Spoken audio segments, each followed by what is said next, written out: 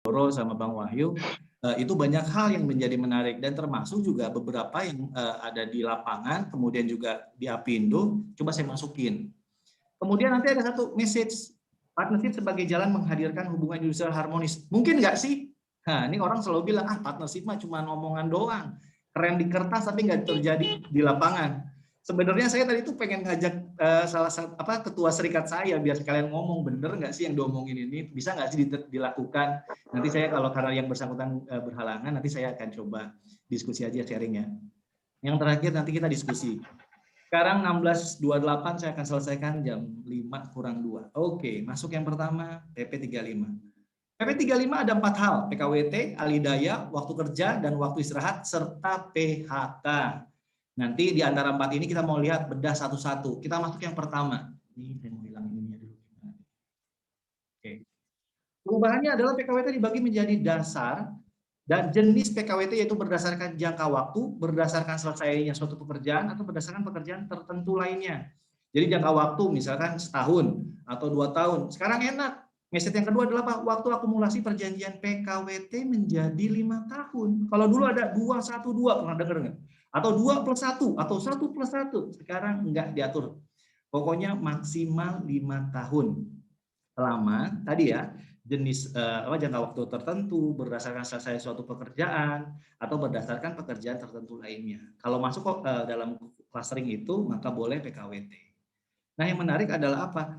Per 2 November 2020 mulai diberlakukan kompensasi akhir kontrak PKWT. Nah, ini deal-dealan biasa. Jadi ada message dari serikat masuk, ada message dari pengusaha masuk, ya pasti plus minusnya masuk, sehingga menjadi satu regulasi. Atas perubahan tersebut ada beberapa kewajiban yang menarik yang perlu kita perhatikan. Satu adalah menetapkan di awal apakah PKWT berdasarkan jangka waktu selesai pekerjaan maupun lainnya sesuai dengan jenis dan tipe pekerjaannya. Itu harus clear di awal ya. Bentar, saya coba pakai pointers biar kelihatan. Yang kedua adalah memastikan perjanjian PKWT memuat jenis dan lokasi pekerjaan serta kapan waktu selesai, serta detail volume atau hasil yang diinginkan dari pekerjaan itu apa. Kemudian yang ketiga adalah perusahaan wajib mengalokasikan kompensasi akhir kontrak. Nah, ini yang nggak pernah nih. Selama ini kan kalau selesai PKWT ya selesai. Sekarang PKWT-nya 5 tahun misalkan, ya sudah kita harus mengalokasikan 5 kali gaji bulanan. Sebenarnya beda tipis ya antara PKWT sama PKWTT dari sisi benefit di ujung. Kalau di PKWTT kan ada yang namanya pesangon dan lain-lain. Kalau ini dikasihlah 1 tahun untuk masa kerja dapat 1 bulan gaji. Nah, yang menarik adalah peluang dan resikonya nih. Bagi pekerja yang tetap dan selalu ada bisa menggunakan skema kontrak dan skema kontrak pemagangan. Jadi sekarang udah masuk. Nanti saya kalau masih ada waktu dan kita masih bisa diskusi, saya ada frame sedikit saya coba siapin untuk teman-teman yang ada di Tangerang. Kira-kira pemagangan itu seperti apa sih yang bisa aman dan bisa digunakan? Nanti saya coba tunjukkan di akhir ya. Yang kedua, peluang dan resikonya adalah dengan adanya kompensasi akhir PKWT, maka masa kerja pekerja menjadi terhitung mulai diangkat menjadi PKWTT. Kalau dulu kan gini, dia kontrak 2 tahun. Tahun ketiga dia jadi karyawan tetap PKWTT. Nah, nanti ketika dia pensiun dihitung dari kapan? Dari pertama kan? Dari awal pertama PKWT kan? Kalau biasanya kayak gitu. Kalau sekarang enggak, dari PKWTT, karena kompensasi pada saat PKWT tahun 1 selesai kasih 1 kali, tahun 2 kasih 1 kali, atau selesainya pekerjaan tertentu. Misalnya kita perjanjikan, oke pekerjaan ini selesai 3 bulan atau 6 bulan, yaitu yang menjadi diskusinya. Ini dari PKWT ya. Lanjutnya alidaya. Nah, ini yang paling bikin deg-degan, yang bikin teman-teman serikat itu panas dingin agak kesel. Kenapa? Bapak Ibu sekalian perlu mensikapi gini ya, kita tidak dalam kapasitas mendukung mana, tidak mendukungnya, bukan. Kita harus mikirin Indonesia loh. Kita nggak cuma mikirin saya sebagai pengusaha, iya hari ini pengusaha perwakilan, besok siapa tahu jadi pekerja atau sebaliknya. Artinya yang kita pikirkan adalah bagaimana mekanisme ini, sistem ini bisa berjalan. Sehingga message-nya yang paling penting, perusahaan yang ada di Indonesia, khususnya di Tangerang, itu bisa sustain. Masalahnya kan sekarang dikotominya adalah serikat dirugikan, pengusaha diuntungkan. Lah kalau berkaca kepada Undang-Undang 13 kemarin, pengusaha nggak dirugikan, ribet gitu.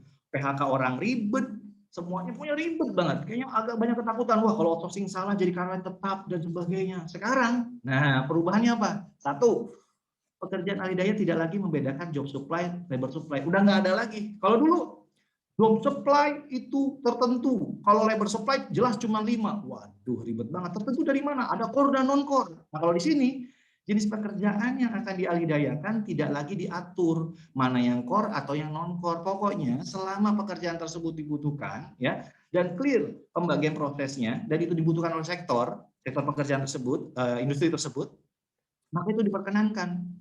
Jadi sekarang kalau boleh dibilang, ini jadi hal hubungan yang menarik nih, dari karyawan tetap menjadi karyawan tidak tetap. Kenapa? Nanti salah satunya adalah bicara tentang bagaimana kemudian perusahaan bisa mendrive labor cost yang tadinya fix menjadi variabel.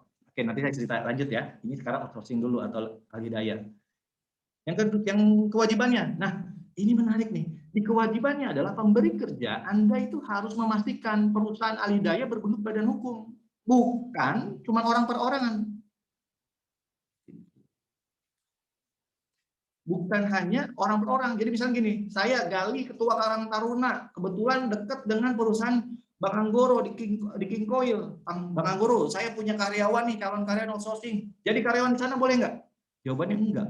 Karena Anda bukan badan hukum. Badan hukumnya dimasukkan apa? Kalau dulu badan hukumnya, kalau khususnya bicara masalah labor supply, harus PT. Kalau sekarang badan hukum apapun. CV kayak yayasan kayak silahkan, tidak dibagi-bagi atau dipecah yang harusnya mana. Yang penting berbadan hukum.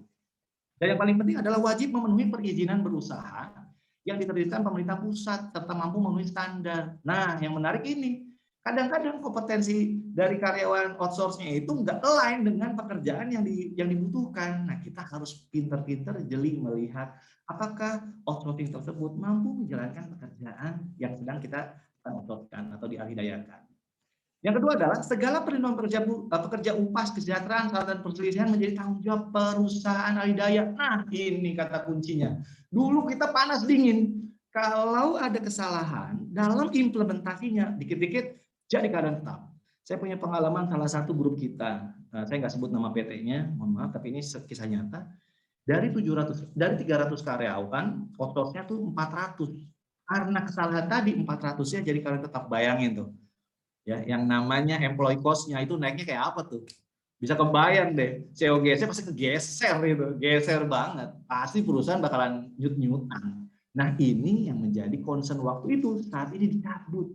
Kenapa? Ya wajar, di dunia ini outsourcing atau alidaya itu udah hal yang umum. Tapi yang jadi menarik adalah bagaimana kita memastikan perusahaan outsource-nya atau perusahaan alidayanya membayar semua yang menjadi hak dan hak dari si karyawannya itu. Yang sering kejadian apa? Kita udah bayar full, tiba-tiba perusahaan alidayanya potongan buat sepatu, potongan buat baju, potongan, akhirnya kepotong semua. Nah, yang kayak begini kasihan. Kita pastikan itu tidak terjadi. Selanjutnya, nah ini bicara peluang, menarik nih. Ini nomor 1 penting banget.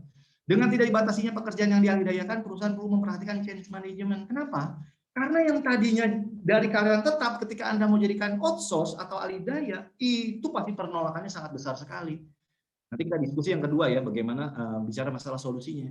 Ini kejadian, baru dengar regulasinya keluar, serikat udah ultimatum. Pokoknya kalau Anda perusahaan melakukan peralihan dari karyawan tetap menjadi karyawan outsource, kami akan mogok. Waduh, udah kayak begitu tuh. Ada lagi yang lebih lagi. Pokoknya kalau itu dilakukan maka perundingan PKB tidak akan pernah berjalan. Wah, ada lagi yang begitu. Kejadian itu. Nah, nanti bagaimana solusinya, bagaimana clue-cluenya, ya tips and tricks nanti saya cerita di akhir ya. Yang kedua, perjanjian pemberi kerja dan perusahaan alidaya perlu dibuat detail, menyepakati segala bentuk penyelesaian perjanjian agar meminimalisir dispute di akhir kontrak. Menariknya adalah apa? Objek pekerjaan masih ada, itu karyawan langsung hilang. Nanti yang Anda bisa lakukan apa? Contoh gini, Anda sebagai perusahaan pemberi kerja atau perusahaan owners ya, Anda kasih perusahaan A, tolong Anda sebagai outsource atau alidaya di tempat saya. Waktu berjalan berubah, karyawannya yang karyawan outsource tadi atau alidaya tadi, itu tetap stay pekerjaan karena pekerjaan masih ada, tapi PT-nya atau perusahaannya yang beralih ke PTB, hingga apa? Ada kejelasan siapa yang bertanggung jawab untuk selanjutnya dan karyawan tadi dialihkan. Nah, itu harus ada. Biar apa? Kepastian dari si karyawan kita untuk tetap bisa bekerja. Nah, itu detail tuh. Kemudian tadi ya, bahwa segala sesuatu hal yang bicara masalah perlindungan pekerja, upah, kesejahteraan karyawan, dan lain-lain itu adalah tanggung jawab perusahaan alidaya. Itu harus clear. Kalau Anda nggak kuliah di situ, itu masalah besar di akhir. Yang kedua, yang ketiga, waktu kerja dan waktu istirahat. Perubahan yang berdasar adalah apa? Waktu lembur berubah menjadi maksimal 4 jam per hari dan 18 jam per minggu. Kalau sebelumnya kan cuma 3 jam. Padahal dalam pelaksanaannya biasanya sih sampai 4 jam. Kalau lembur sebenarnya dibatasi mau 5 jam, 6 jam juga nggak apa-apa karena kan senang. Tapi ada message. Jangan sampai terlalu diporsir. Nanti jadinya apa? Keletihan, kecapean, fatigue. Ujungnya apa? Kalau ada pekerjaan yang areanya resiko, nanti ada fatality. Nah, dijaga biar tetap produktif maksimal 4 jam. Kewajiban yang muncul adalah segala hal terkait waktu kerja dan waktu istirahat harus diatur dalam PP PKB. Itu harus banget. Pertanyaannya, kalau sekarang di dalam PP atau PKB-nya sudah masuk yang tulisannya maksimal 3 jam dan 15 jam per minggu gitu misalkan. Udah di dalam PP atau PKB-nya. Ya sudah, lakukan perundingan. Nah, ini mulai perundingan. Kalau udah ngomong perundingan biasa. Serikat kan tadi udah saya ceritain itu udah pada kunci. Saya nggak mau berubah, semua yang sudah baik saya nggak mau berubah. Itu bisa terjadi. Dan ya relatif beberapa saya sudah dengar seperti itu. Kemudian tetap diperlukan adanya waktu istirahat baik mingguan, tahunan maupun istirahat panjang. Ini sama nggak berubah. Jadi jangan suatu minggu semuanya masuk kerja terus ya janganlah, kasihan mereka juga manusia yang perlu juga berkehidupan dengan sekelilingnya. Jadi jangan semuanya semua waktu hari itu dijadikan hari kerja. Nah, peluang dan risiko. Yang pertama adalah perlu diatur dalam PP atau PKB. Tapi yang menarik adalah Pak, catat mana pekerjaan atau posisi yang berhak dan tidak berhak masalah lembur. Contohnya manajemen, kalau di tempat kami misalkan golongan analis ke atas. Karena pekerjaannya tidak dituntut deadline, karena pekerjaannya sistemnya adalah berpikir, analis. Bisa disantaikan dulu, ditunda dulu atau lain-lainnya. Yang aturable lah kalau bahasanya. Jadi kalau yang kayak gitu harus ditulis. Jangan sampai kalau nggak ditulis, nanti orang akan ngomong, apa bedanya Pak saya sebagai analis, walaupun golongan saya harusnya dulu tidak dimasuk, tapi PPKB-nya tidak ada. Jadi saya mesti terdapat lembur dong, karena di dalam PP-nya tidak ditulis jelas tuh, tidak jelas lagi, ditulis jelas, justru dia suruh diatur kalau ada pekerjaan yang memang tidak berhak atas lembur tadi. Yang kedua, untuk memenuhi kebutuhan operasional, perusahaan dapat mengatur waktu istirahat karyawan tidak pada hari yang sama satu minggu. Jadi bisa diatur tuh di roster. Ada yang liburnya di hari Senin, Selasa. Bisa. Contoh apa? Sales. Ngapain sales Sabtu Minggu libur? Justru Sabtu Minggu harusnya gencar-gencarnya karena orang lagi pada nggak kerja. Kalau dulu kan di mall, kalau sekarang di WA dan lain-lain bisa itu Sabtu Minggu disebarin tuh biar orang lagi pada saat santai jadi tertarik untuk membeli sesuatu. Yang ketiga adalah perusahaan dapat memberi hak istirahat panjang. Nah, dapat. Kalau kalimat dapat berarti tidak wajib. Tapi permasalahannya kalau yang sudah di dalam PKB apa iya berarti dicabut. Ya nanti kita diskusinya adalah mana yang memang dicabut. Kalau yang sudah bagus dan relatif tidak mengganggu ya jangan dicabut semua. Bukan berarti regulasi berubah semua ikut regulasi. Ya ada strategi lah pelan-pelan give and get-nya tetap harus ada. Yang keempat adalah pekerja paruh waktu tidak dibatasi oleh core dan non-core, namun bila waktu kerja kurang dari standarnya dari 7 jam sehari atau 35 jam per minggu menggunakan PKWT tertentu. Jadi sekarang enak. Contohnya apa nih? Kalau yang paling sering kedengeran oleh saya itu adalah restoran. Ngapain karyawannya dari pagi masuk? Orang hebohnya di sore, atau di malam, atau di siang, atau di jam-jam tertentu, itu bisa paruh waktu. Itu udah paling benar.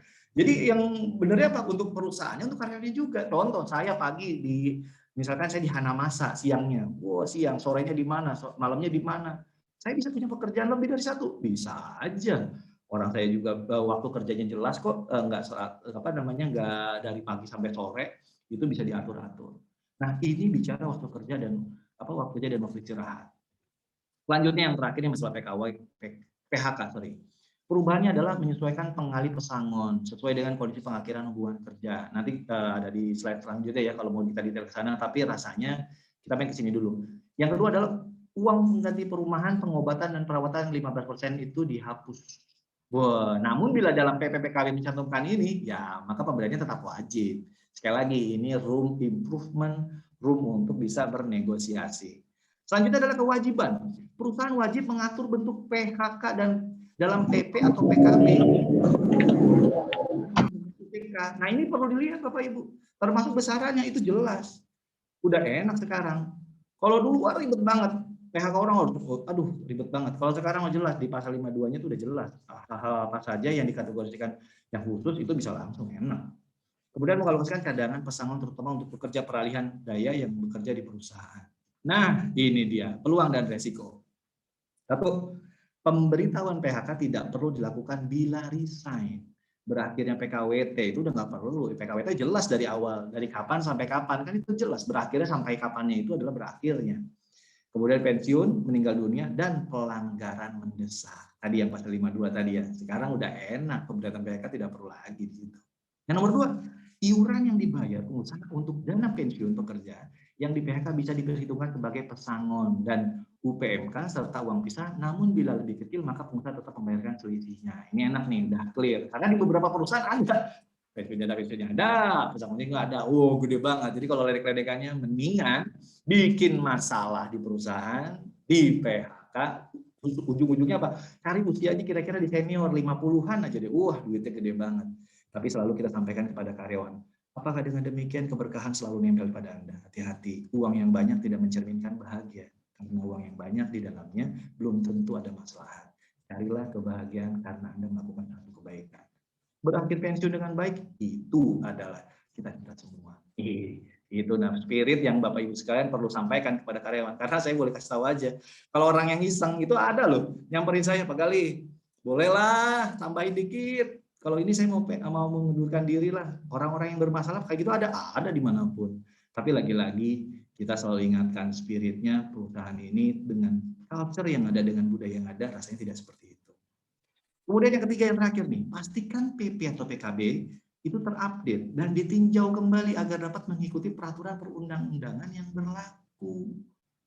Jadi ini kata kuncinya. Sekarang gimana caranya? Anda sudah tahu perubahannya, Anda coba buka PP atau PKB Anda breakdown. Mana yang sudah diberikan lebih dari regulasi ini, mana yang di bawah, dan Anda coba lihat. Jadi Anda tahu apa yang bisa, kalau main kartu kan apa yang mau Anda lempar, apa yang Anda mau ambil, Anda tahu gitu loh. Lihat ujungnya adalah perspektif perusahaan. Ingat, keberlangsungan perusahaan adalah tujuan kita bersama. Jadi salah kalau cuma bilang masalah keuntungan perusahaan saja atau dari kesejahteraan karyawan saja. Tidak, dua-duanya harus beriringan. Di mana itu? Nah, sebelum masuk situ kita mau masuk dalam dampak. Dampaknya apa sih? Ini saya rangkum nih. Strategi perusahaan ini jadi apa? Peluang melakukan perbaikan dan penyesuaian penerapan sistem kekaryawanan. Jadi yang tadinya PKWTT bisa berubah jadi outsourcing.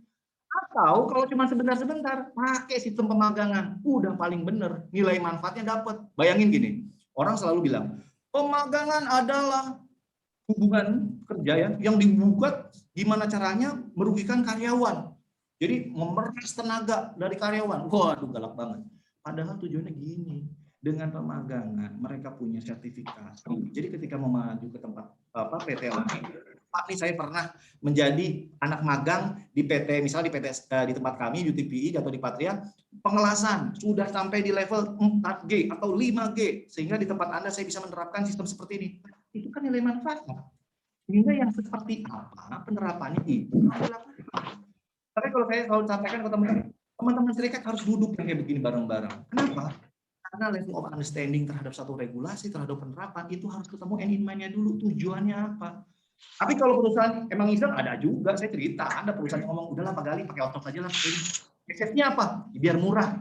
Nah, itu spirit yang berbeda. Tapi kalau bicara yang nomor 2 nih, peluang menerapkan alih daya untuk mendorong agility atau kelincahan perusahaan, bagaimana merubah fixed jadi flexible employee cost. Nah, itu kata kuncinya. Itu yang harus dikejar. Kalau lagi bisnisnya bagus, ya tenaga kerjanya banyak yang kerjain. Tapi giliran lagi turun, ya turun. Nah, kalau karyawannya tetap semua. Ada satu teman saya, karyawannya banyak banget. Semuanya Pak, PKWTT Mas Gali. Wih, canggih amat saya bilang. Ngitungnya gimana tuh perusahaan? Bakalan hidup tuh berapa tahun ke depan. Ya, kalau lagi turun perusahaannya, enak. Jadi nggak solusi juga kan sebenarnya kan. Harusnya ada orang yang berkontribusi kepada perusahaan maksimal. Itu yang dihargai, itu yang dikasih lebih. Jangan pelit. Kalau emang ada orang lebih ya kasih lebih. Kalau yang nggak bagus kasih nggak bagus. Jangan sama rata, sama aja. Itu kata kuncinya. Fix menjadi flexible employee cost. Yang ketiga, penyesuaian isi pasal dalam peraturan perusahaan, PP atau perjanjian kerja bersama. Tadi udah kita bahas ya. Nah, menariknya adalah paralel nih, hubungan industrial. Undang-undang Cipta Kerja ini dijudicial review. Bahkan ini data di bawah tuh saya masukin tuh. Pertanggal 4 bulan 11 2020 itu digelar tuh ya, digelar secara virtual. Coba Federasi Serikat Pekerja Tingkatan Bangsa FSP FSPS. Jadi diuji tuh. Ya, kalau boleh dibilang kalau dari FSPMI gini ngomongnya. Ini lagi judicial review, kenapa PP-nya keluar? Nah, menarik lagi tuh. Regulasi baru jadi, digodok, baru disampaikan ke masyarakat, diundangkan, tiba-tiba salah nggak? Ya enggak, itu hak masing-masing. Sehingga kita harus bisa lihat ini, ya kalau bahasa mereka adalah cacat dalam penyusunan. Ya kita kembalikan lagi lah, kita nggak bilang itu cacat atau enggak, ini adalah sesuatu yang sudah disusun, kita yakin lah ini sesuatu kebaikan untuk semua. Yang kedua, serikat pekerja mempertahankan apa yang selama ini sudah baik dan diatur dalam perjanjian PKB Anda. Benar nggak? Udah pasti. Waduh, yang namanya cuti panjang itu nggak harus. Waduh, ngalih apa namanya pesangonnya lebih kecil. Itu kejadian. Nggak tahu mereka. Tetapi kalau dilakukan dan disampaikan dengan clear, harusnya itu menjadi. Yang ketiga adalah hubungan industrial di internal perusahaan mengalami kondisi yang relatif menghangat. Betul nggak Bapak Ibu? Jadi teman-teman serikatnya udah pada ngajak ngobrol Bapak Ibu, pasti udah ngomong. Kenapa? Karena pemahaman para pihak itu beda, melihat perubahan regulasi ini pasti berbeda. Karena apa? Ada kepentingan yang nempel pada masing-masing. Sekali lagi ya, kepentingan wajar ada, saling mengingatkan, saling menjaga. Tapi spirit yang sama harus kita dorong. Dengan cara apa? Partnership. Di kami di Astra Group, partnership adalah salah satu hal yang kita dorong. Jadi dengan serikat kita nggak ada alergi, dengan serikat temenan. Di beberapa sesi, bahkan sesi yang sebelumnya di Sultan Academy, saya bawa teman-teman saya serikat saya suruh ngobrol. Buat saya temen kok. Mereka kalau tahu mereka ngerjain kok. Gimana caranya? Nah, masuk yang pertama ya. Tadi perspektif dari pemberi kerja, satunya lagi adalah perspektif dari pekerja. Ini source-nya loyal learner nih, social partnership dari mana? Cornell University. Jadi saya bawa dari situ nih. Tujuan strategisnya apa sih partnership itu? Kalau dulu tujuannya itu terpisah. Kalau perusahaan pengennya profit, bisnisnya berkembang, ya nggak salah. Kalau karyawan, kalau serikat, welfare-nya dong, kesejahteraannya dong, nggak salah. Yang perlu kita dudukan kembali dan kita sikapi dan perlu diingatkan kembali bahwa ke depan harusnya menjadi tujuan bersama. Apa itu? Perusahaan ini sustain, berkelanjutan. Buat apa karyawan gajinya gede kalau perusahaannya tutup? Udah banyak tuh di Bekasi di tempat saya. Ngotot mulu, udah nggak, pokoknya regulasi. Pertanyaannya, bisa nggak sih perusahaan di internal, atas kondisi internal, serikatnya bisa memutuskan sesuatu lebih daripada regulasi atau di bawah regulasi? Di bawah regulasi emang enggak, tapi ada beberapa deal-deal yang sebenarnya bisa dilakukan. Apalagi dengan Undang-Undang Cipta Kerja yang baru ini, harusnya diskusinya makin bagus. Kenapa? Karena kita bicara gimana menyelamatkan perusahaan. Bapak Ibu, saya kalau boleh bilang gini, di tempat saya itu sampai presidennya duduk sama serikat pekerja ngobrol, ini perusahaan kayak gimana? Nih, laporan keuangannya kayak begini, lagi begini kondisinya. Saya nggak cerita detail ya. Tapi intinya serikat pekerja di tempat kami sangat dewasa. Mereka bilang apa? Kami mengerti apa yang terjadi pada perusahaan, kami mensupport. Nah, itu sesuatu yang bukan nggak mungkin. Gimana message-nya? Nah, tanpa trust nggak pernah lah ada relation yang bagus. Tapi yang paling penting adalah apa? Komunikasi plus trust. Masalahnya, mohon maaf, seberapa sering orang-orang hasil yang senang ketemu sama serikat? Ya karena serikatnya sering ngeluh, sering minta, sering marah, sebel juga kadang-kadang. Padahal kita kosongkan kepala kita. Kita itu jangan dikotomi serikat manajemen, bipartit. Ngomong itu. Kami selalu bilang apa? Kita patrian, harus berpikir tentang patria mau kemana. Jadi spiritnya kita mau dorong kemana di perusahaan. Dengan kondisi yang kayak gini, dengan tantangan yang terjadi, kita mau ngapain? Duduk bareng sama serikat. Tuh, kayak nggak ada nih. Kalau ada Mas Heru bisa cerita tuh. Gimana di dalam? Kita bilang serikatnya dewasa, ngerti. Bagaimana prosesnya itu? Nah, ini ada satu message yang saya pelajari dari Pak Aditya Warman nih. Kalau ditanya gurunya IR ya dia nih. Tahun 2016 Pak Aditya Warman itu memframe bagaimana membangun mutual trust. Ini menarik, mungkin teman-teman ada yang tahu, tapi nanti saya ceritain pertambahan penafsiran saya terhadap kondisi saat ini. Mutual trust itu bisa dibangun dengan apa? Dalam konteks ini adalah segitiga, ya. Kalau kaki-kakinya ini sama dan kuat, di mana managing task sama managing people-nya itu berjalan dengan lancar, harusnya sih perusahaan itu jadi clear. Yang mana di dalamnya ada parties, ada employee-nya, karyawan, ada manajemennya dari sisi perusahaannya, pengusaha, yang satu lagi adalah Lukas. government itu memperhatikan employee-nya. Ara juga suka lupa. Manajemennya diperhatikan atau memperhatikan karyawan atau enggak. Kalau employee itu mikirin pekerjaan, ada pekerjaannya apa, ini ada tugasnya apa, dikerjain sama employee. Kalau manajemen people-nya, bagaimana kesejahteraannya, bagaimana kesehatannya, bagaimana kehidupannya, bagaimana gajinya, yang mikirin manajemen. Jadi ada bagian-bagiannya. Pekerjaan atau tugasnya yang mikirin karyawan, sementara people-nya, managing people-nya itu adalah manajemen. Kalau dua hal itu dilakukan, akan ada irisan titik tengah apa? Bicara karyawan mencapai produktivitas. Tapi kalau manajemen bagaimana mendorong prosperity? Kalau karyawan dorong apa? Semakin prosper dan ujungnya didorong apa? Job security. Saya pengen saya bekerja itu aman. Saya tuh pekerjaan saya itu bakalan stay. Kemudian kalau productivity bagaimana bisnisnya growth. Kalau ini adalah area yang menjadi concern dari leader atau CEO kita, kalau ini adalah union. Sehingga dalam prosesnya yang dilihat apa? Ini adalah sustainable business, ini adalah FOA, freedom of association, yang kemudian di tengahnya harus ketemu adalah employee engagement. Nah, menariknya kondisi saat ini gimana? Begini kejadiannya. Benar nggak Bapak Ibu? Kita saat ini kesempatan gede banget loh untuk meningkatkan productivity. Yang tadi, regulasi ini kenceng banget. Mereka, upahnya, apalagi contoh yang UMSK, pernah dengar ya UMSK? Nah, sektoral itu udah nggak ada lagi. Berarti prosperity-nya bakalan kegeser. Ini yang dirasain oleh teman-teman serikat. Perspektifnya ini kan. Ada gap. Prosperity-nya turun, productivity didorong. Ini yang dirasakan. Jadi nggak engage. Sekali lagi, ini pemahaman. Bisa jadi ini nggak sebegini loh. Di dalam perusahaan kan bisa diatur berbeda. Bagaimana prosesnya? Nah, ini saya masuk. Kalau tadi saya bilang, bagaimana mutual trust, khususnya pemahaman yang perlu diperhatikan bersama ya. Ingat, kalau emang lagi bagus diberikan kesempatan bagus, kalau lagi nggak bagus disampaikan. Jadi equal gitu loh. Kalau serikat ngomong sama saya begini, giliran susah bilang manajemen, giliran senang nggak ngomong. Nah, kan kejadian. Padahal ke depan harusnya kita saling bisa duduk dan bisa menceritakan. Contoh apa? Kalau fixed cost itu kayak ini. Fixed cost salah satu di dalamnya adalah labor cost ya. Kalau karyawannya tetap semua ya beginilah, kadang relatif naik karena setiap beriring waktu kan upah naik terus kan ya. Sementara revenue perusahaan kan naik turun, benar nggak? Sebenarnya yang paling bagus itu begini. Kalau emang lagi bagus-bagus karyawan dapat. Kalau lagi jelek-jelek ya bisa dilepas dulu karyawan. Jadi karyawan tetap semua. Jadi antara revenue dengan cost-nya itu bisa align. Nah ini senang bareng-bareng, susah bareng-bareng. Nah itu spirit yang disenangi oleh serikat. Kita manajemen juga clear. Kalau lagi bagus kasih, Pak Bu, cuma ngasih bingkisan sembako 50.000 dipecah-pecah jadi beras, minyak dan lain-lain, itu udah happy. Dan sentuhan yang sederhana membuat mereka merasa hangat, membuat mereka merasa diperhatikan, itu kata kunci dalam partnership. Sehingga, nah ini satu lagi nih, Sumartias nih, ini diskusi yang menarik. Mau itu nego, mediasi, dan lain-lainnya. Selama bipartitnya dilakukan dengan baik ya, tripartitnya bagus, dalam konteks sosial dialognya bagus ya, akhirnya ada agreement di tempat Anda, dan spirit partnership saling melingkupi, maka bekerja bersama dalam policy dan activity yang sudah ditentukan bersama adalah cara kita menjalankan bisnis kita.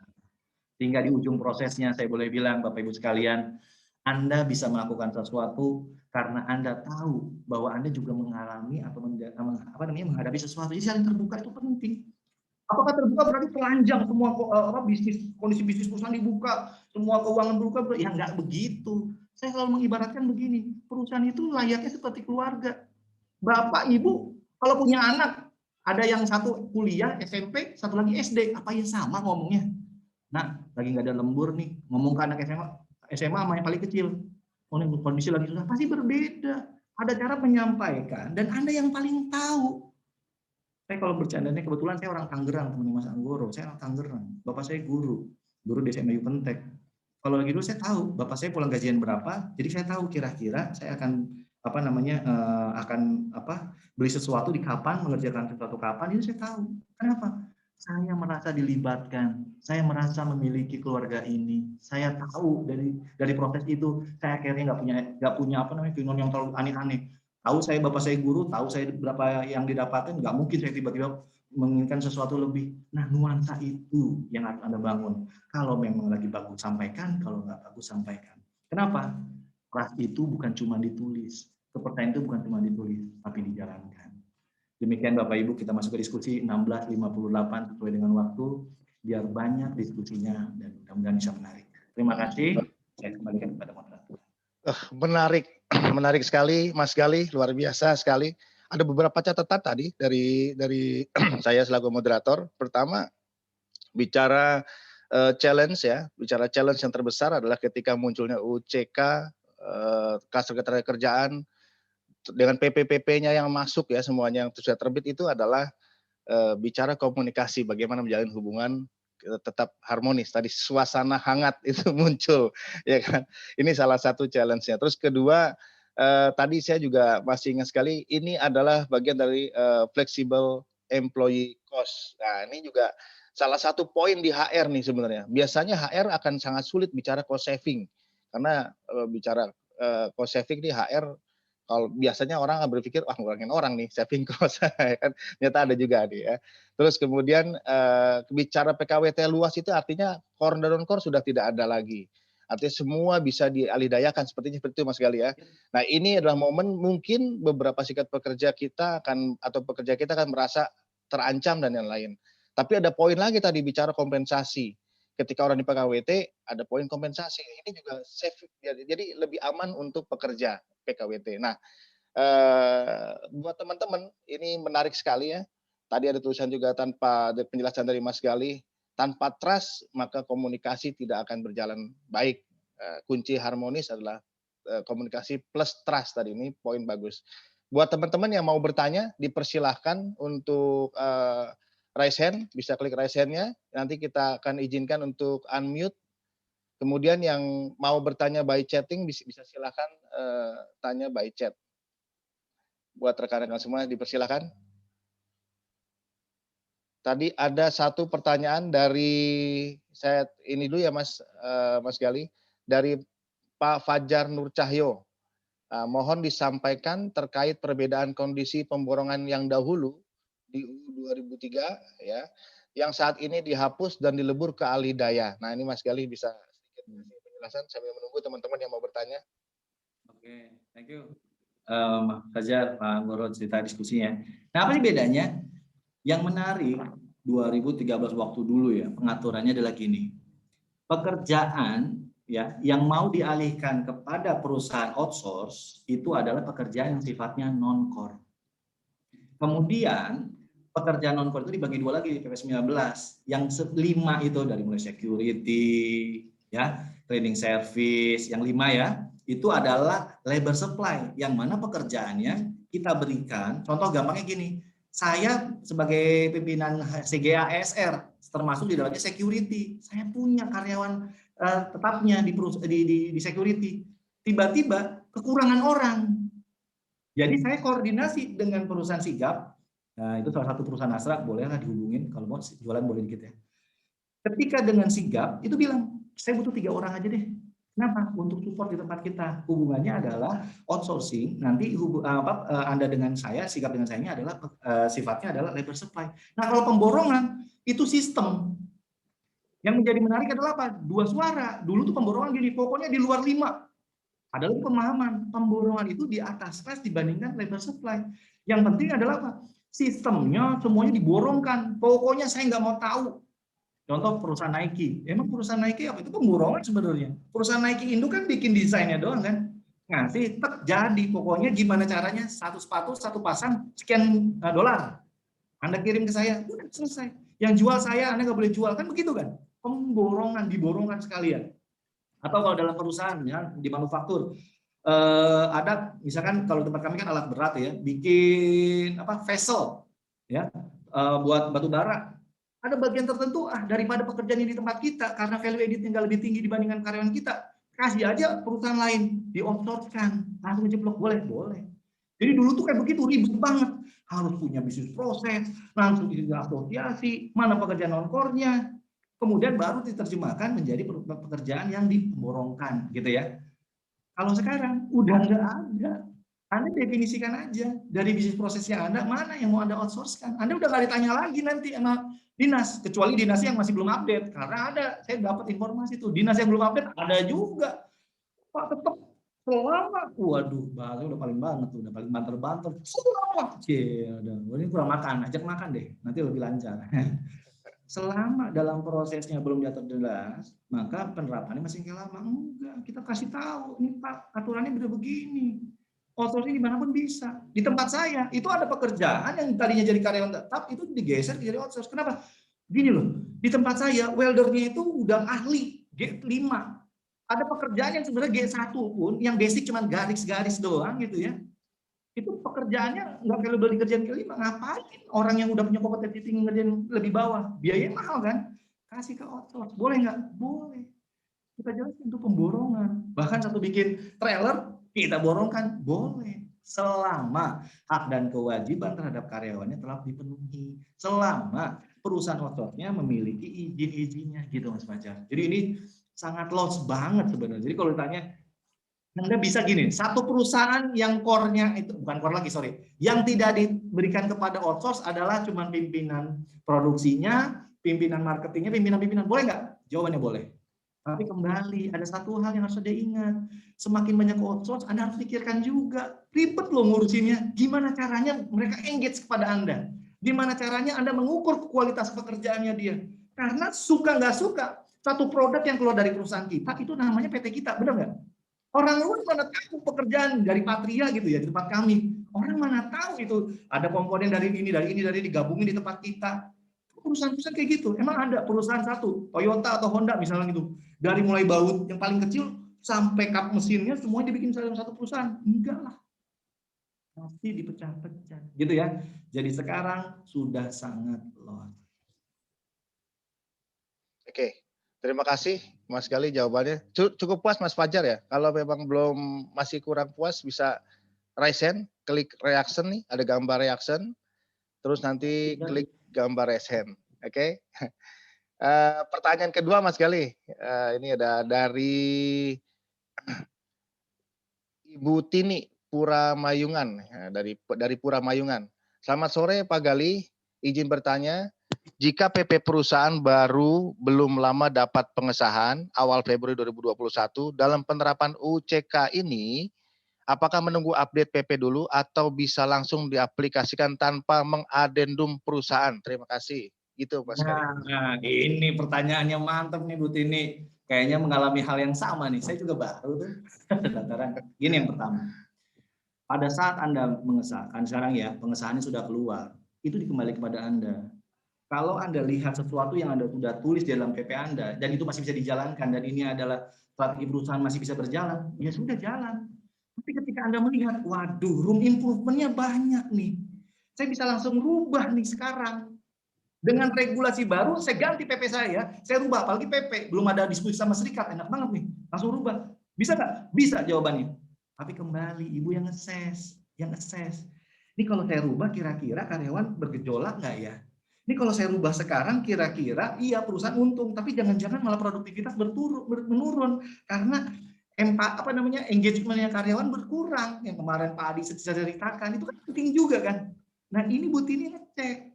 Kalau secara regulasi jawabannya bisa nggak ditahan dulu, direvisi, balikin lagi? Jawabannya bisa.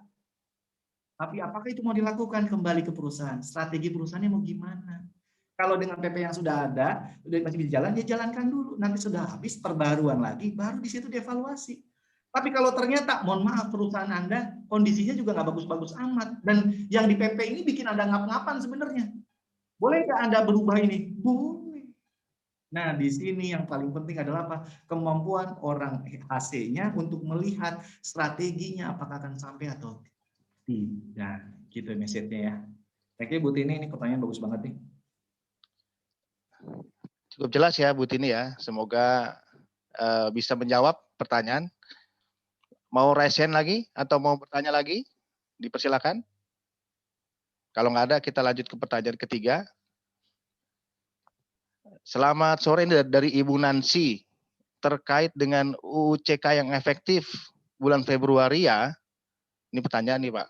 Lalu bagaimana bila kami sepakat MOU di Januari dan tidak terstate untuk bayar pesangonnya dari sekarang pihak ketiga dan sekarang pihak ketiga menagihkan ke kami, mohon penyerahannya. Mungkin ini maksudnya karyawan Alidaya mungkin ya, pertanyaannya agak bingung nih.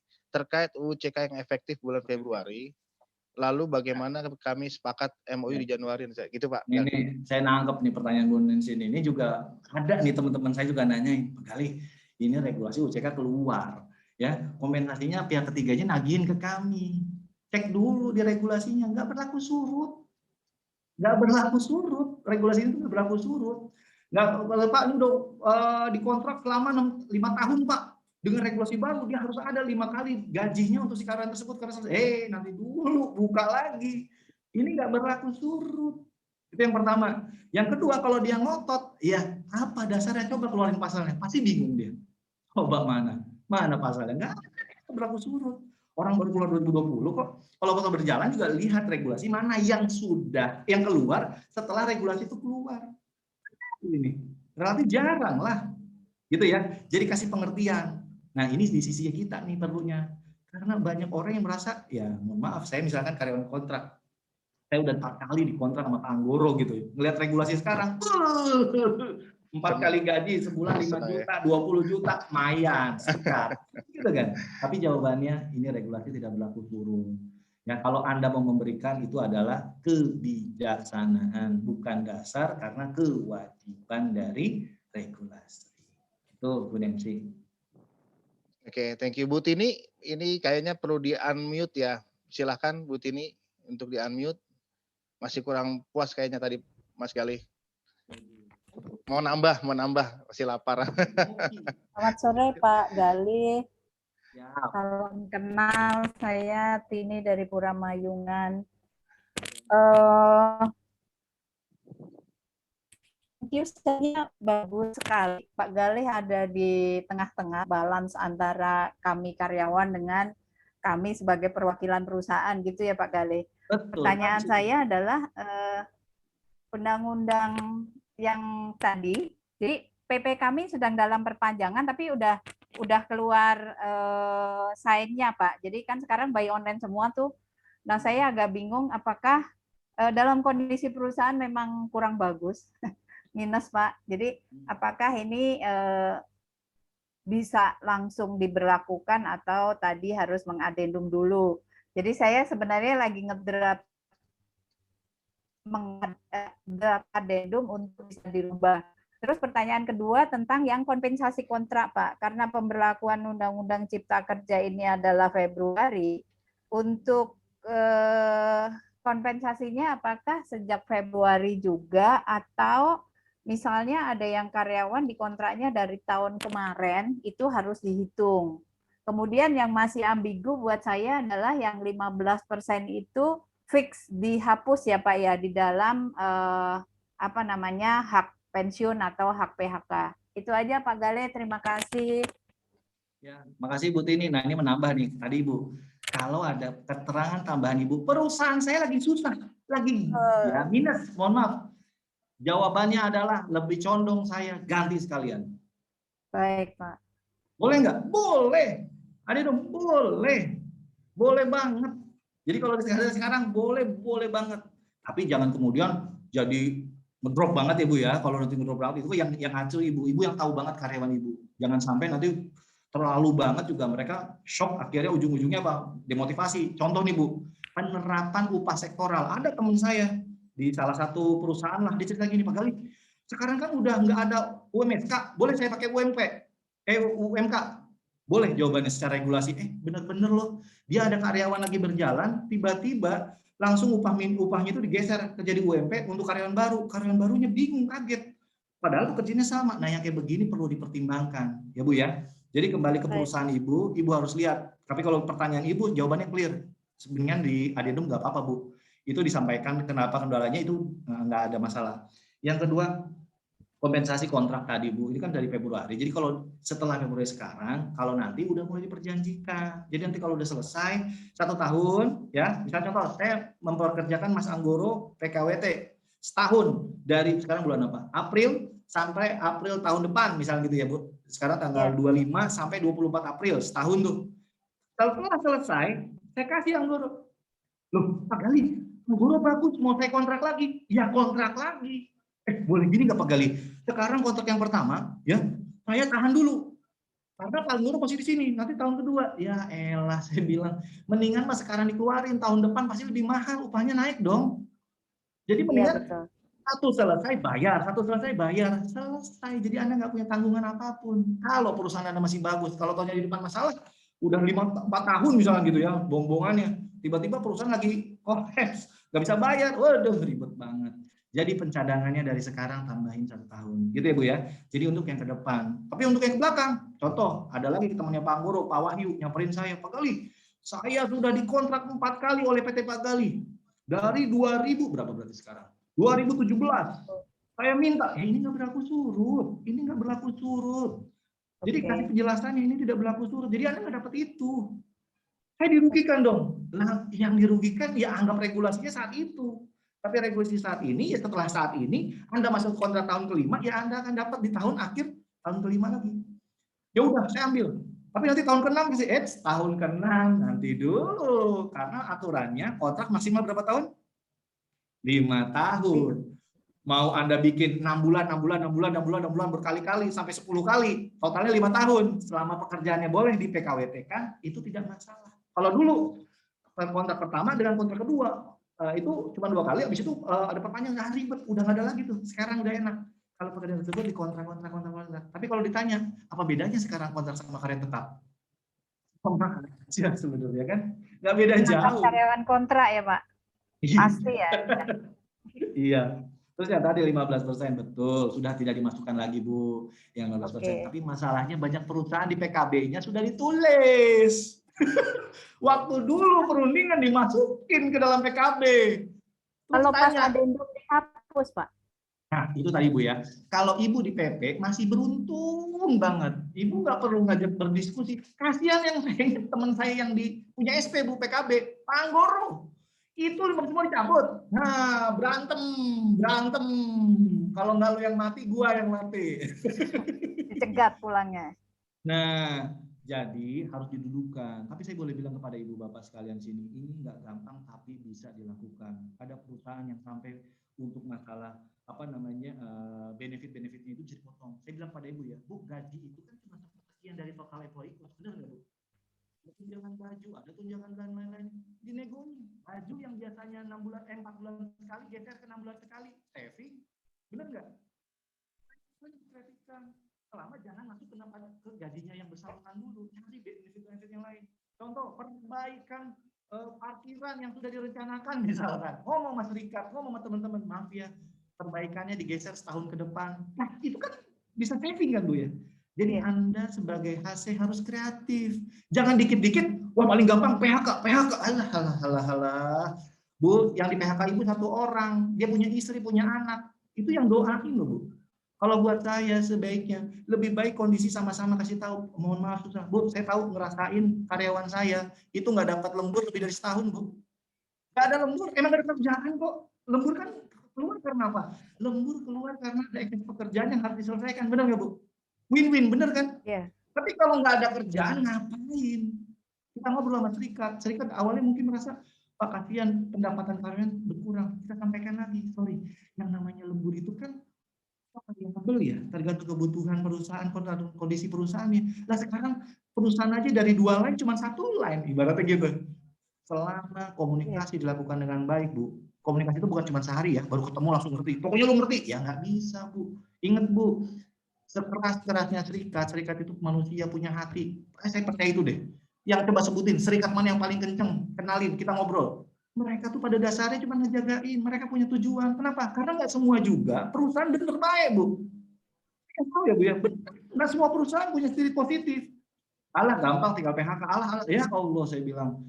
kalau Anda melakukan sesuatu dengan kebaikan, saya bilang gini, jangan-jangan ada doa dari karyawan kita atau istri dan anak keluarga karyawan kita yang berdoa, dan itu akhirnya melancarkan doanya sampai kepada perusahaan yang maju. Ya Bu, yang kuasa itu ngasih rezeki itu kan bukan tiba-tiba ngasih uang, jangan-jangan kasih orderan, dilancarkan, dan lain-lain. Sehingga spiritnya adalah apa?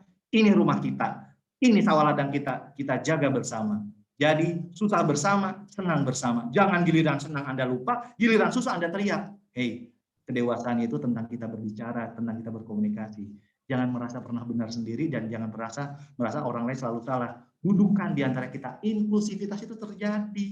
Jadi orang asing, seorang karyawan, saya bilang apa? Lah, gue mah gak peduli. Emang keren dikasih label GM. Alah, kagak peduli gue. Ngomong sama lo ngemperan duduk, kenapa? Sejatinya kita di sini adalah saudara yang dipertemukan dalam satu perusahaan yang sama. Gitu Bu. Kalau spiritnya sudah seperti itu, serikat bakalan happy dengan bersama kita. Kebetulan juga belum ada serikat Pak, jadi Bu, kami keluarga. Saya bikin aja Bu, saya bikin deh. Loh kok. Baik Pak, nanti saya minta advice-nya. Iya Pak Anggoro, thank you. Terima kasih Bu Tidi. Ya, intinya memang tadi kunci harmonis, komunikasi dan trust ya, membangun apalagi yang sudah punya PKB terstate, dan itu akan menjadi tantangan tersendiri bagaimana pendekatan, bagaimana mulai menjelaskan ini. Poin penting sebagai HR, not only bicara administrasi, tapi how to communicate it, industrial relation tadi yang harus dijalankan. Oke, penanya selanjutnya, mungkin kita ini ya, lagi hangat-hangatnya nih. Tadi sorry ada kendala teknis, jadi agak pembukaannya agak kurang jos gitu ya. Tapi ini makin hangat dari Pak Endi ya. Tadi Pak Endi dipersilakan Pak Endi untuk open mic-nya. Baik, selamat sore Mas Gali. Saya Endi, dari Pulau Gadung, dari FSCM, Astra Otopat. Pak Rudi dong. Pak Rudi. Salam buat beliau. Menyelinap. Begini Mas, itu kan sudah berlaku per Februari ya, tadi disampaikan khususnya untuk pesangon kontrak. Nah, ketika ada kontrak yang sedang berjalan, sudah berjalan sebelumnya, kemudian habis di katakanlah bulan April ini, berapa kompensasi yang kita berikan ataupun proporsional atau seperti apa? Itu yang pertama. Satu lagi, kami kan PKB sudah saatnya diperpanjang, atau bukan diperpanjang, artinya sudah harus renewal. Kemudian kami bersepakat untuk dari serikat pekerjanya untuk tetap memberlakukan PKB yang lama. Nah, cuman kan di dalam PKB yang lama itu ada beberapa pasal yang merujuk pada Undang-Undang 13 atau Undang-Undang yang lama. Nah, bagaimana cara mengemasnya? Yang intinya adalah diperbaharui, tetapi implementasinya itu adalah sesuai dengan yang selama ini berjalan sebelum ada UU CK. Mungkin dua hal itu, Mas Gali. Terima kasih atas jawabannya. Assalamualaikum warahmatullahi wabarakatuh. Waalaikumsalam warahmatullahi wabarakatuh. Pak Endi, makasih ya. Pak Endi salam dulu nanti ke Pak Gunawan ya. Bang Gun tuh. Wah, jangan sampai enggak, itu sohib, segondrong, dari buah hantu. Sudah potong rambut. Ya, Pak En, diskusi ya. PKWT-nya berakhir di April, dapatnya gimana? Di regulasi nggak dijelasin. Di regulasi nggak ada. Nah, kan kalau dibilang perjanjiannya itu kan tahun kemarin berarti kan. Jadi jawabannya dikasih nggak? Atas nama regulasi ini tidak ada. Tapi kalau Anda berbaik hati, yo dihitung. Ini kan sesuatu yang nggak bisa tarik mundur. Proporsional yuk. Dari Februari sampai April 2 bulan, 2/12 kali 1 bulan gaji itu adalah kebijakan. Itu ada di regulasi nggak? Nggak ada. Tapi kebaikan buat mereka kalau perusahaan mampu dan bisa, kenapa enggak? Percaya deh Pak, itu membuat mereka happy. Apalagi kalau habisnya di April sebelum lebaran begini Pak. Aduh Pak Endi yang baik hati, itu jadi kopehan dan jadi sarung tuh Pak. Kembali ya, lagi-lagi ini harus bicara tentang perusahaan punya budgetnya enggak. Kalau punya, itu kasih, itu biar mereka jadi happy banget Pak.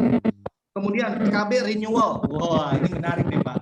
Kalau buat saya, misalkan mau renewal, buat saya saya evaluasi lagi. Saya mapping Pak Endi. Mana pasal-pasal mana yang dengan regulasi yang baru ada peningkatan, ada penurunan, itu coba kita evaluasi dulu. Tetap Pak, jadi payroll kita. Kita bisa ngomong dengan serikat, ini ditahan ya, tapi yang ini saya berikan atau sebaliknya. Tapi kalau Bapak menurut Bapak, ya sudah, ini nggak berubah sama sekali dan manajemen masih bisa jalan, boleh nggak? Jawabannya boleh. Kenapa? Sesuatu yang diatur di dalam PP atau PKB Bapak di atas regulasi, jawabannya boleh. Tapi kalau di bawah regulasi, jawabannya boleh nggak? Nggak boleh. Kalau sama. Tadi kan Bapak lebih, yang ngasihnya Bapak lebih. Ini regulasi udah turun dari segini, turun segini. Bapak nurunin, boleh nggak? Sama. Oh, boleh. Cuman masalahnya tadi, kalau mau diturunin, Bapak yang tahu kira-kira karyawan Bapak gimana. Bapak yang tahu, sehingga di sinilah yang dibilang room of improvement-nya tuh di sini. Kalau mohon maaf ya Pak, mau nyamannya, enaknya aja sebagai HC, ya sudah sepakat kan kita udah nggak ada perundingan, kita lanjut aja. Enak banget Pak. Tapi lagi-lagi, bicara kayak gitu itu kan berarti tadi fixed cost labor cost sama variable cost. Berarti itu fix lagi kan. Kalau Bapak bisa atur itu bisa turun. Berarti apa? Nanti saya tunjukin ke Bapak nih, ke Bapak lagi, ke semuanya. Ada 1 slide, 2 slide yang saya siapin di akhir sengaja untuk bonus. Kalau waktunya masih ada, jadi nanti kita sharing, apa sih message sebagai orang HC? Orang HC itu jadi strategi ketika Anda bisa berpikir bagaimana strategi perusahaan tercapai. Tapi kalau orang HC cuma ngurusin gajian doang, itu selesai Pak. Tinggal sebagai kesimpulannya, Anda harus melihat grand design dari perusahaan mau kemana. Anda sebagai HC-nya punya strategi apa. Itu harus align. Tanpa meninggalkan spirit karyawan, Pak. Jadi jangan mikirnya gini, karena saya sebagai HC, saya pokoknya perusahaan mau kemana, saya ikutin. Karyawan saya nggak pedulin. Jangan. Nah, di kontekstual ini apa yang harus dilakukan? Dengan serikat, Bapak harus coba temukan persepsi mereka terhadap regulasi ini seperti apa. Itu yang Bapak harus tahu juga, Pak Endi. Kalau ternyata mereka bisa ngomong gini, kan kita nggak tahu ya Pak, yang ternyata mereka juga dewasa. Katanya Bang Gun, wah Bang Gun itu saya ngerti lah. Untungnya kayak apa tuh ya. Tapi kalau dia udah kebeli hatinya, dia bilang apa? Pak Gali, yang saya lakukan ini bukan tentang saya, tapi tentang anggota. Kalau ada rezeki yang ditahan oleh perusahaan, saya akan maju. Tapi kalau perusahaan telah memberikan yang terbaik, kita akan support perusahaan bagaimana perusahaan bisa maju sebagus-bagusnya. Contoh kemarin tiba-tiba FSCM bikin apa namanya filter, mereka ikut jualan. Kenapa? Mereka merasa memiliki. Pak, serikat yang sudah sampai ngerasa di situ, saya boleh bilang angkat topi. Kenapa? Serikat ngomong gini, ini bukan tentang saya dan cuma ke anggota, ini tentang perusahaan. Nah itu Bang Gunawan tuh kayak gitu. Jadi salam ya Pak, dia salah satu guru serikatnya tuh. Thank you Bang Endi. Thank you Pak Edi, semoga puas ya. Poinnya adalah ketika bicara PKB tidak boleh bertentangan tapi tidak boleh di bawah regulasi. Poinnya itu ya. Artinya kalau memang selamanya masih di atas regulasi yang berlaku di Undang-Undang 13 mau di state atau tidak, bersepakat dengan serikat adalah poin yang utama. Oke, untuk selanjutnya dari Pak Dede Amir nih ya, ada pertanyaan lagi Mas Gali, Pak Dede Amir, PKWTT apakah masih harus probation 3 bulan atau sudah tidak ada lagi probation? Lalu PKWT setelah 5 tahun, apakah bisa dilanjutkan dengan skema 1 bulan di off-kan dulu? Nah, ini, terus ada lagi satu poin nih, biar sekaligus saja. Tadi namanya nggak hanya nama handphone ya. Jadi pertanyaannya lagi, beliau bertanya, kalau misal dalam 5 tahun itu kompensasinya terhitung dari gaji yang terakhir, ya atau bagaimana Mas Gali? Jadi misalnya orang langsung dikontrak 5 tahun. Nah, kan ada kompensasi berarti 5 kali tuh ya, 5 kali gaji misalnya itu ya. Nah, itu perhitungannya dari gaji yang terakhir aktif atau dari setiap tahunnya ditambah berbeda-beda. Gitu Mas Gali, thank you. Tapi ini pertanyaan, saya sebentar lagi maghrib ya. Ini kalau diterusin, wah, tarawih bareng ini jadinya. Oke. Yang pertama PKWTT masa probationnya 3 bulan. Ini belum dirubah sama sekali sih, belum ada perubahan. Jadi masih berjalan. Kenapa sih 3 bulan? Tujuannya adalah untuk melihat apakah yang bersangkutan cocok dengan kita atau dia juga cocok dengan kita. Jadi masing-masing di antara waktu 3 bulan itu boleh melepaskan diri tanpa ada hak dan lain-lainnya. Jadi masih berlaku ya. Yang kedua, PKWT 5 tahun. Boleh nggak nanti mau diperpanjang lagi jadi tahun ke-6? Jawabannya, nah ini yang enggak. Kalau sudah 5 tahun, stop aja lah, cari orang lain. Pertanyaan saya sederhana, ngapain tuh orang diperpanjang terus? Orang ini jago ya, orang ini penting. Lah kalau penting kenapa nggak jadikan karyawan tetap? Kalau emang kompetensinya penting, jago banget, nggak bisa digantikan oleh siapapun, karyawan tetap. Nah PKWT itu kan sebenarnya bukan pekerjaan yang terus-menerus sebenarnya. Kalau Anda udah bergantung pada dia, hati-hati, jangan-jangan penerapannya jadi salah. Itu kata kunci dari Serikat Melihat. Sederhana. Pak, anak ini udah PKWT sampai 10 tahun. Ya cocok sih. Kalau cocok mah dikasih PKWT, Pak. Kalau nggak lepas, ganti yang lain. Pak, Bu, Anda kan satu Tangerang itu kan PT-nya banyak. Karyawan kontraknya banyak. Anda tergabung dalam FKP apa tadi? Lupa. FKPTK. Anda kan bisa ngobrol, PTA, nih gue mau lepas 2 orang. Anaknya bagus juga, bagus banget coy. Oh oke, kasih ke gue, nih anak gue gantian ke lu. Lah itu kan bisa. Yang bersangkutan tetap bekerja, tidak kemana-mana, dan masih bisa berkarya. Di sisi kita masih bisa mengambil dengan orang lain yang baru. Gitu ya, kalau saran saya sih, janganlah jadi perpanjang, udah nggak ada lagi tuh. 5 tahun selesai, udah titik. Nah ini pertanyaan tadi. Kalau 5 tahun apakah gaji terakhir dan gaji yang dari awal tahun dihitung satu-satu penambahan berapa? Kalau saya mas sederhananya tadi, mulai sekarang kalau Anda PKWT 1 tahun misalkan gitu ya, selesai bayar. Selesai bayar gitu, biar nggak nanti di ujung yang tadi saya di awal. Jangan dikumpulin di ujung, kan 5 tahun boleh Pak Kalizan, tahun kelima aja saya kasih, iya kamu bayarnya di upah kelima. Ingat ya, kalau setiap tahun naik 5% kali 5 tahun aja 25%, berarti tahun nanti 5 kali 25% kali gaji tersebut. Mamam tuh gedenya. Mendingan tiap tahun selesai bayar, selesai bayar. Jadi nggak ada utang. Ngitungnya gimana? Yang saat terakhir itu enak nggak? Enak. Jangan dibuat ribet. Jadi caranya adalah keluar haknya, kasih keluarnya kasih. Oke. Mungkin ini sebelum ditutup ya, sebelum tutup pertanyaan, ada satu lagi kesempatan nih. Kita untuk pertanyaan. Pak Goro, saya minta 5 menit maksimal ya. Ada 1-2 slide lagi yang saya mau. Oke. Oke, kalau gitu mau langsung disiapkan 2 slide dulu. Satu pertanyaan aja dulu. Oke, satu pertanyaan. Silakan teman-teman. Satu pertanyaan mau apa namanya? Tanya, Pak. Ya, silakan Pak, jangan Pak. Sebutkan nama dan perusahaan Pak. Ya, Assalamualaikum warahmatullahi wabarakatuh. Waalaikumsalam warahmatullahi wabarakatuh. Sore Pak Gali, Pak Anggoro. Saya sore dari PT Travindo Group ya Pak. Saya dari Travindo Group. Jadi itu saya ada sempat tanya juga di chat. Tapi sebenarnya saya mau intinya ada contoh lah kayak kebetulan di karyawan kita rencana dalam waktu dekat ini kan ada yang mau pensiun nih Pak. Pensiun kan berarti usianya usia 55 lah ya. Dan kebetulan masa kerjanya maksimal.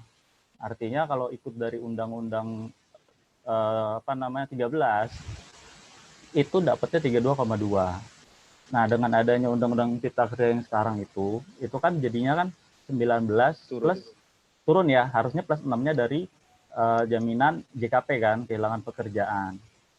Nah, sekarang yang ingin saya tanya, kemarin itu kan saya coba sedikit lihat di yang di PP 37 pasal 20 kalau nggak salah. Karyawan yang pensiun itu salah satu yang dikecualikan dari yang menerima JKP.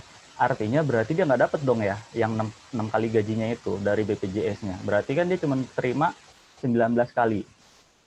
Ya ini tolong bantu koreksi kalau saya salah. Nah jadi maksud saya ketika kita mau terapkan ini kan sudah diundangkan ya, PP juga sudah di launching juga. Artinya kan kita bisa langsung terapkan. Nah ini kita kan pastinya nanti akan menyampaikan kepada yang bersangkutan itu seperti apa yang harusnya dia berharap kan pastinya 32,2 masa kerjanya juga lebih dari 24 tahun. Kok cuma dapat 19 dan tambah lagi kan semua orang tahunya sekarang 19 plus 6 tadi. Nah, yang 6-nya tadi kemanain? Nah, itu sih pertanyaan saya, Pak. Mohon dibantu ya, Pak. Terima kasih. Pak, diskusi dulu, jangan diputus, Pak. Diskusi dulu, Pak. Oke, Pak. Di PT Bapak itu ada PP atau PKB, Pak? PKB, Pak. PKB.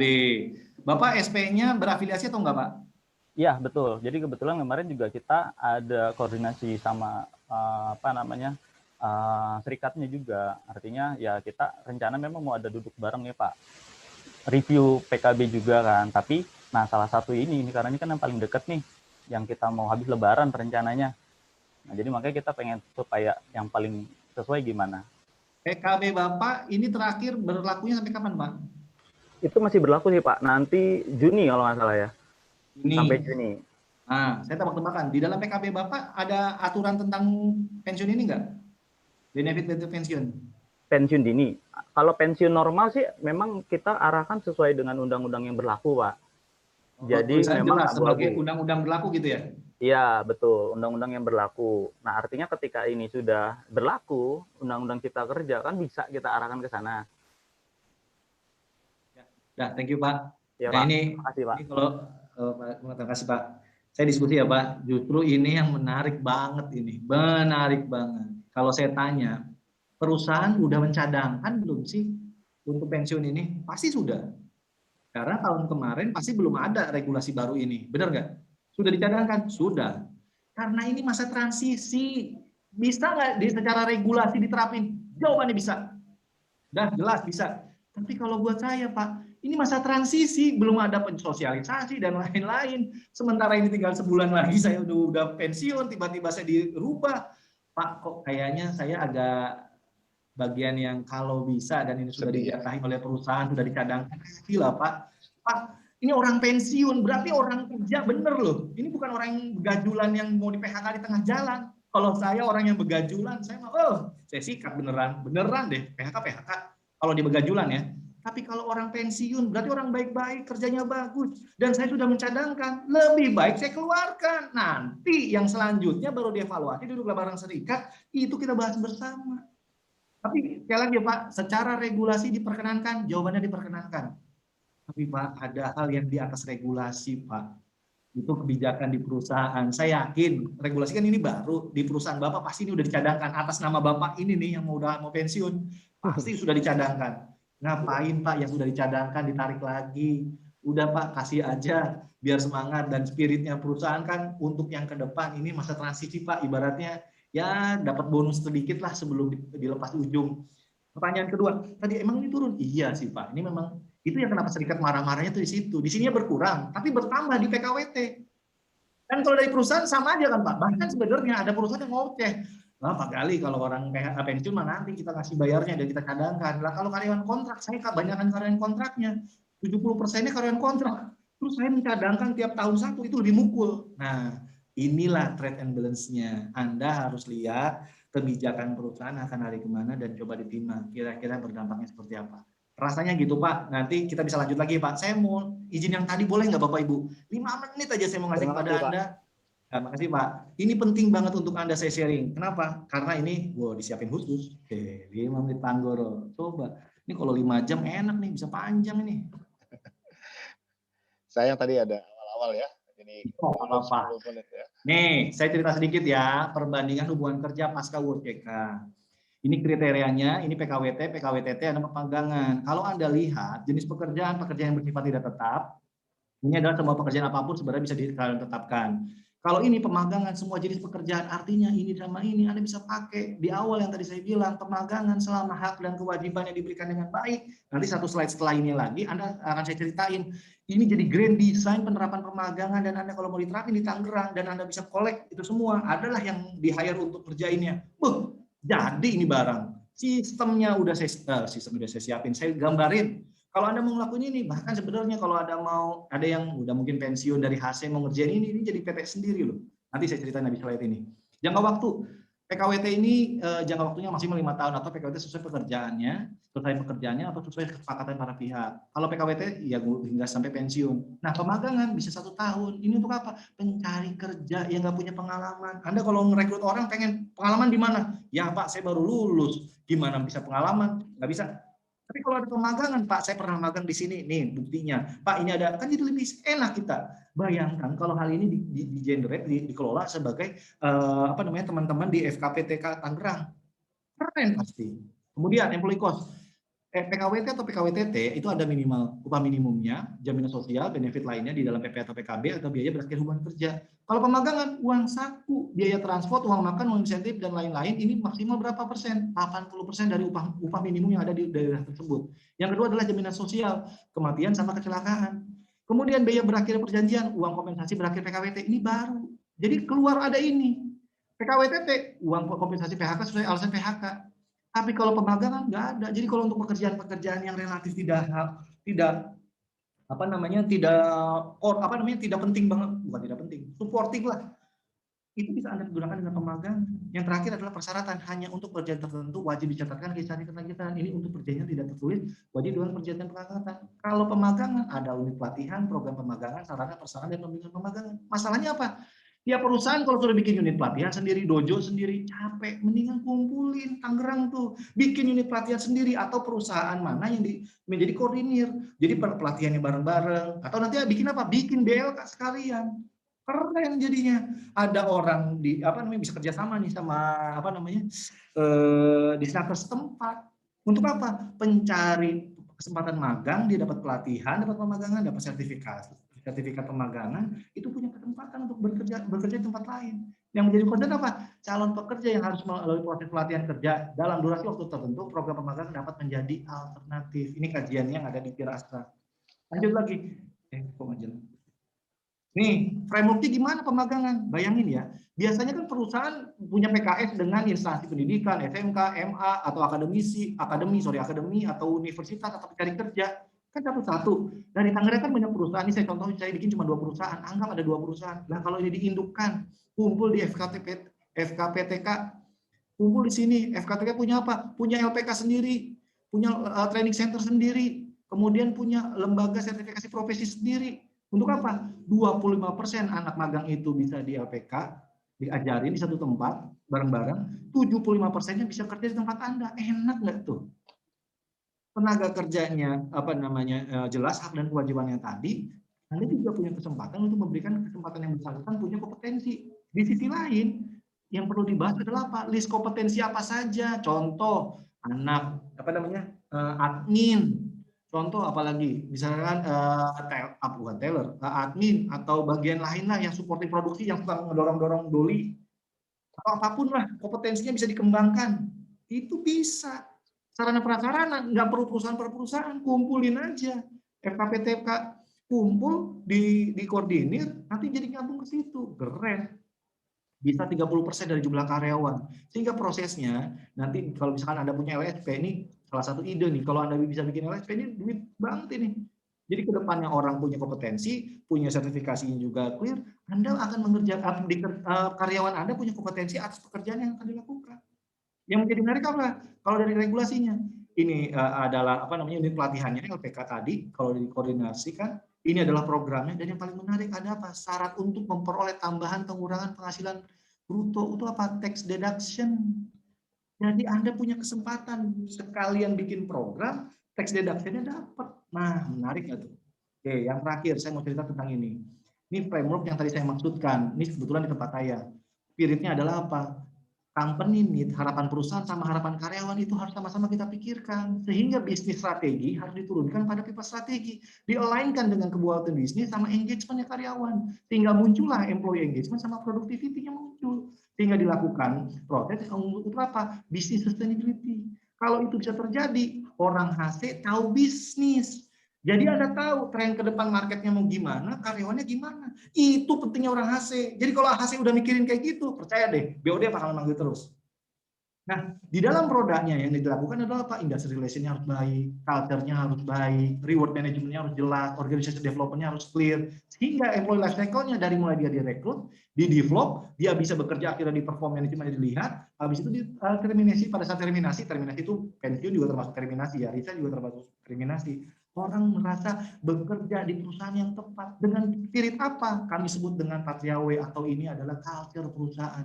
Nah, kalau cara berpikir kita dari kiri ke kanan, ini akan membuat kita semakin strategik sebagai orang HC. Sehingga korelasi terhadap kajian kita hari ini adalah Anda harus buka lagi. Lihat potensinya mana. Jadi bahasanya gini, ngapain Anda ngasih sesuatu yang semua untuk semua? Mendingan kompensasi itu Anda tahan, kasih yang the best. Yang nggak the best, kasih yang sesuai dengan pencapaiannya. Jadi orang merasa adil, saya kerja mati-matian dihargai, yang biasa dia melihat temannya dihargai yang kerja mati-matian, dia kerja mati-matian lagi. Untuk apa? Produktivitas yang berkembang. Itulah titik di mana partnership benar-benar terjadi. Bukan lagi bicara Anda dapat apa, saya dapat apa, tapi perusahaan ini mau lari kemana. Karena setiap orang harus tahu di mana dia merasa diperhatikan. Setiap hati dikumpulkan untuk menguatkan hati yang lebih besar. Hati siapa itu? Perusahaan. Pak, Bu, ini mungkin terlalu dramatis ya, saya boleh bilang begini Pak. Anda memang di satu perusahaan, Pak, tapi kalau spirit semua perusahaan di Indonesia berpikir dengan hal yang sama, bukan nggak mungkin loh, Pak, perusahaan di Indonesia semuanya bisa maju dan berkembang. Ujungnya nanti karyawan-karyawannya semakin berpacu, semakin bagus lagi, kompetisinya bagus lagi, akhirnya apa? Kita jadi pemain kelas nasional dan juga di internasional. Itu harapan kita. Orang HC itu bukan cuma tukang ngurusin gajian, ngurusin absen, tapi tukang HC adalah berpikir dengan 3 hal. Apa itu? Pertama, business transformation, Anda harus tahu bisnis. People-nya, development-nya teman-teman harus tahu, Bapak Ibu sekalian. Culture. Kalau 3 hal ini Anda punya, bukan nggak mungkin Anda akan jadi leader sebuah perusahaan. Terima kasih Bapak Ibu sekalian. Mohon maaf kalau ada kata-kata yang salah. Mudah-mudahan apa yang menjadi diskusi kita, apa yang menjadi bahan renungan kita hari ini adalah untuk mencari titik kebaikan untuk semua. Wabillahi taufiq wal hidayah. Wassalamualaikum warahmatullahi wabarakatuh. Waalaikumsalam warahmatullahi wabarakatuh. Terima kasih Mas Gali, terima kasih Mas Gali. Terima kasih Pak. Ini ya teman-teman semua ya, intinya sebagai HR kita tidak hanya berbicara mengenai administrasi ya, tapi juga sebagai business partner. Nah ini poinnya. Terus kemudian yang perlu ditekankan ketika ada munculnya UJK dan PP35 pada peluang industrial, yang utama adalah lihat dari sisi lain ya. Jadi dampak UJK dan PP35 ini jadikan sebagai media untuk kita lebih bersilaturahmi dengan serikat pekerja dan pekerja. Media komunikasi kita yang biasanya diam-diam aja, alot kayak kanebo kering kalau bahasanya orang-orang gaul sekarang ya. Tapi sekarang dengan adanya UJK kita akan lebih intens bergabung lagi dengan mereka, berkomunikasi secara baik. Berselisih itu wajar, ya berbeda itu wajar, dan itu adalah hal yang paling indah dalam hubungan industrial. Yang terpenting adalah komunikasi baik dan hubungan tetap terjalin. Oke teman-teman, saya pikir ini kurang kalau kita bicara mengenai UJK bersama pakarnya langsung ya. Kita kurang, mungkin suatu saat nanti setelah Lebaran kita bisa ada sesi halal bihalal, mengundang lagi Mas Gali dan pakar-pakar yang lain bergabung jadi satu dengan waktu yang lebih lama. Thank you, terima kasih atas hari ini. Mohon maaf tadi sempat terganggu dengan gangguan teknis dan alhamdulillah sekarang berjalan dengan baik sampai akhir. Saya akan kembalikan ke moderator untuk acara selanjutnya. Thank you. Silakan Mas Wahyu. Oke. Terima kasih Mas Anggoro, Mas Gali atas sharing sessionnya yang luar biasa. Sepertinya tanggapan positif dari teman-teman juga terkait hal ini. Kalau dilihat juga sepertinya kurang satu sesi seperti ini. Dan kemudian beberapa materi cukup banyak dan pertanyaan yang sudah kita compile juga kita sudah jadikan satu. Dan saya harapkan pertanyaan ini nanti juga satu-satu juga akan mungkin dilayangkan juga ke Mas Gali. Mungkin satu-satu nanti juga kita akan bagikan juga bahwa apa jawabannya yang terbaik. Karena kita tidak bisa mencakup satu persatu, kami mohon maaf dengan segala keterbatasan kami, dan juga tadi di awal juga ada sedikit perbedaan bahwa bagaimana pola pikir serikat pekerja dan yang lain, dan kemudian bagaimana juga manajemen untuk meyakinkan dan lain sebagainya. Itu dan kembali lagi terima kasih. Sebelum acara kita ditutup dan sebelum teman-teman untuk meninggalkan, dimohon juga jangan meninggalkan tempat dulu, bahwa untuk closing speech kali ini akan disampaikan oleh Bu Diah Palupi selaku Sekjen FKPTK Kota Tangerang. Waktu dan tempat kami persilahkan. Ya, terima kasih Pak Wahyu. Kedengaran suara saya Pak? Terdengar? Iya. Assalamualaikum warahmatullahi wabarakatuh. Ya, terima kasih rekan-rekan semua, terutama untuk FKPTK dan juga The Sultan Academy yang sudah menyelenggarakan acara ini. Saya mewakili dari Pak Ketua FKPTK karena beliau sedang recovery habis sakit DBD, Pak Rahman. Terima kasih saya ucapkan kepada Pak Gali. Ini Pak Gali luar biasa. Pak Gali, iya. Adik kelas saya yang luar biasa ini Pak Gali dengan Pak Anggoro dari alumni SMA 5. Saya bangga banget, beliau sangat luar biasa. Mudah-mudahan nanti kita bisa sesi-sesi selanjutnya ya Pak Galih ya. Boleh. Ya, FKPTK itu adalah forum komunikasi personalia Tangerang Kota. Bapak-bapak, rekan-rekan semuanya yang memang belum tergabung, kami sangat terbuka. Silahkan hubungi saya dan juga pengurus yang lain. Kita dalam hal ini tujuannya forum ini adalah komunikasi, sharing, mengenai ketenagakerjaan, dan di dalam FKPTK itu adalah HRD atau perwakilan perusahaan yang mewakili perusahaan. Ya, untuk acara webinar kali ini sangat bagus sekali. Temanya adalah dampak UU Cipta Kerja PP 35 terhadap hubungan industrial. Tadi sudah Bapak Ibu ikuti. Mudah-mudahan ya, memang ini sesinya mohon maaf sekali tadi ada kendala teknis. Kedepannya akan kami perbaiki lagi. Baik, dari pesan dari Pak Ketua, semoga webinar-webinar seperti ini kami bisa laksanakan. Dan terima kasih kepada Pak Wahyu, Pak Anggoro dari The Sultan Academy, dan juga Pak Galih. Bu Lisbeth juga terima kasih. Mudah-mudahan kita bisa undang lagi nih Pak Galih ya, janji ya untuk sesi selanjutnya. Diatur dong. Iya, baik, siap. Ya, terima kasih kepada rekan-rekan semua sudah ikut sampai luar biasa nih pesertanya ya, sangat banyak. Mudah-mudahan acara ini bermanfaat dan selamat berbuka puasa semuanya. Assalamualaikum warahmatullahi wabarakatuh. Waalaikumsalam warahmatullahi wabarakatuh. Oke, baik, sebelum kita tutup, dimohon untuk semua untuk menyalakan kamera untuk berfoto bersama. Sebelum juga kita akan buka puasa bersama. Mohon untuk teman-teman yang belum, ya kita 3 kali sesi foto ya. Oke, mohon yang belum menyalakan, mohon bisa menyalakan. Jadi untuk nanti kita bisa abadikan bersama. Oke, sudah semuanya. Ada beberapa yang sudah saya ask to open kamera ya. Oke, oke, saya mulai ya fotonya ya. 1, 2, senyum. Baik, ini baru pertama. Nanti yang kedua. Sebentar. Oke. Yang keduanya semuanya buka kamera. Oke, senyum. Oke, yang terakhir semuanya buka kamera. 1, 2.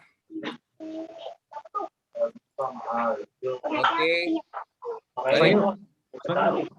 Mas Bayu. Yes. Mas Bayu. Gimana Mas Gali? Itu ada satu tulisan dari Pak Iman. Bila sebagai perusahaan outsourcing setelah kontrak 5 tahun di satu perusahaan bisa dialihkan ke perusahaan lain dengan masa kerja 0 tahun. Tepat. Luar biasa. Keren. Terima kasih. Oke, terima kasih atas kehadiran acaranya. Saya sendiri selaku mewakili The Sultan Academy dan juga mewakili juga dari FKPTK Kota Tangerang, Budiah, kemudian Mas Anggoro, dan kemudian terima kasih juga Mas Gali atas sharing session yang luar biasa kali ini. Dan terima kasih atas semangatnya teman-teman dari awal sampai akhir. Saya harapkan ini semua menjadi gambaran atau pencerahan ke teman-teman semua, tentunya untuk pelaksanaan bagaimana UCK dan implementasi ke perusahaan teman-teman juga. Saya tutup dan kembali lagi saya ucapkan terima kasih. Semoga kita bertemu di acara The Sultan Academy berikutnya. Terima kasih, selamat sore. Assalamualaikum warahmatullahi wabarakatuh. Selamat berpuasa. Warahmatullahi wabarakatuh. Salam warahmatullahi wabarakatuh. Barakallah semuanya. Thank you. Terima kasih, Pak Wahyu, terima kasih, Pak Anggoro, Terima kasih teman-teman. Terima kasih. Terima kasih, Bapak-bapak, Ibu semuanya. Terima kasih. Thank you Mas Sukirno, thank you. Selamat berbuka puasa semuanya. Selamat Ini berbuka sabar puasa. Pak Endi, belum buka Pak Endi. Assalamualaikum warahmatullahi wabarakatuh. Waalaikumsalam warahmatullahi wabarakatuh. Pamit. Terima kasih. Ya, terima kasih. Alhamdulillah. Alhamdulillah. Tas, Martin.